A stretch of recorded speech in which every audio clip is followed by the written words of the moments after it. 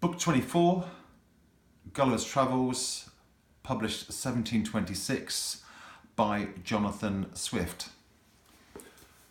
Before Eurosceptics, such as Nigel Farage, there was Jonathan Swift.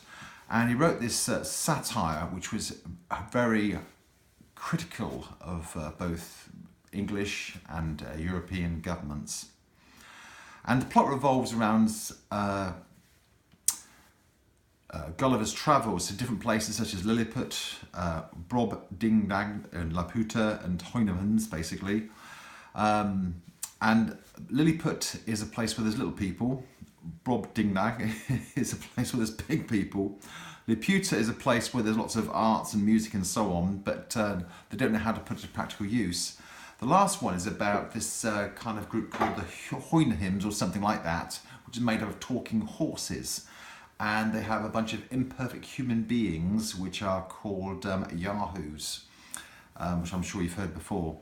As far as characters are concerned, probably the most developed character is someone called Pedro de Mendes, who's a picture of kindness and humility, besides, of course, Gulliver himself and his intent to be a voyager and travel to different places.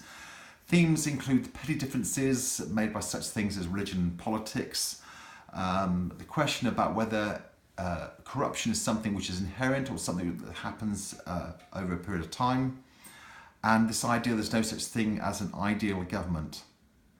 The first three journeys, I would say that Jonathan Swift has a kind of naive or gullible, approach to life, but in the last he's very kind of critical of human beings, and it's a real contrast to the book by Daniel Defoe of Robinson Crusoe, written so many years ago, which was much more optimistic about humankind.